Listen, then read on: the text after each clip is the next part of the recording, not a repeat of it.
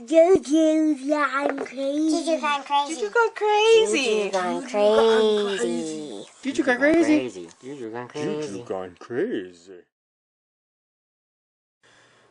There's No Such Thing as a Dragon by Jack Kent. Golden Look Books.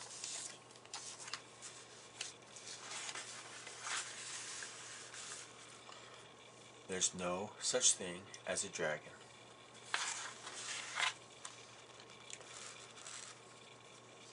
Bill Bixby was rather surprised when he woke up one morning and found a dragon in his room.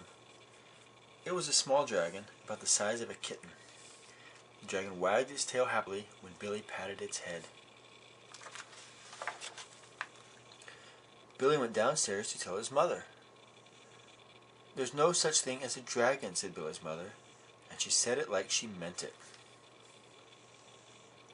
Billy went back to his room and began to dress. The dragon came close to Billy and wagged its tail, but Billy didn't pat it. If there's no such thing as something, it's silly to pat it on the head.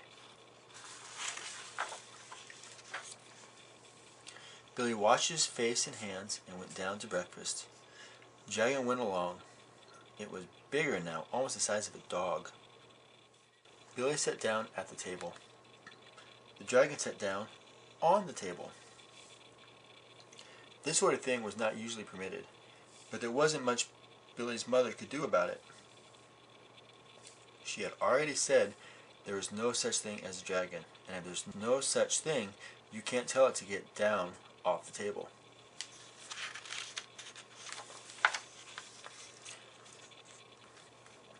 Mother made some pancakes for Billy, but the dragon ate them all. Mother made some more, but the dragon ate those too. Mother kept making pancakes until she ran out of batter. Billy only got one of them, but he said that's all he really wanted anyway. Billy went upstairs to brush his teeth. Mother started clearing the table. The dragon, who was quite as big as Mother by this time, made himself comfortable on the hall rug and went to sleep.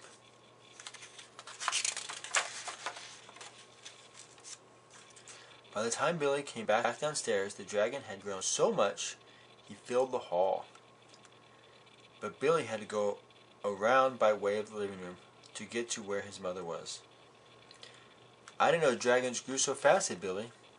"There's no such thing as a dragon," said Mother firmly. Cleaning the downstairs took Mother all morning. What with the dragon in the way and having to climb in and out of windows to get from room to room. By noon, the dragon filled the house. Its head hung out the front door, its tail hung out the back door, and there wasn't a room in the house that didn't have some part of the dragon in it.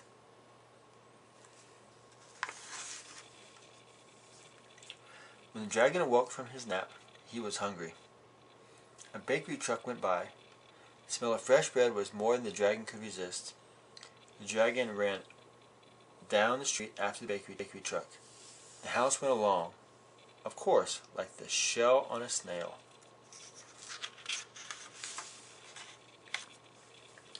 The mailman was just coming up the path with some mail for the Bixbys when the house rushed past him and headed down the street. He chased the Bixby's house for a few blocks, but he couldn't catch it. When Mr. Bixby came home for lunch, the first thing he noticed was that the house was gone.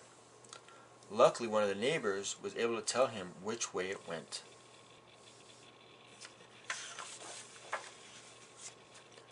Mr. Bixby got in his car and went looking for the house. He studied all the houses as he drove along. Finally, he saw one that looked familiar.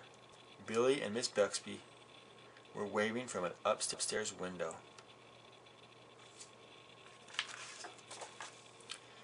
Mr. Bixby climbed over the dragon's head, onto the porch, and through the upstairs window. "How did this happen?" Mr. Bixby asked. "It was the dragon," said Billy. "There's no such thing," Mother started to say. "There is a dragon," Billy insisted, "a very big dragon," and Billy patted the dragon on the head. The dragon wagged its tail happily. Then, even faster than it had grown, the dragon started getting smaller. Soon it was kitten size again.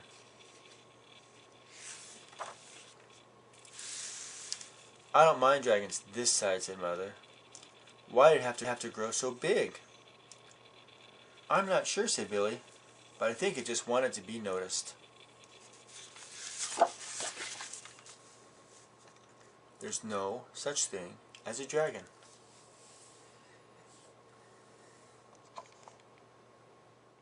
Juju gone crazy.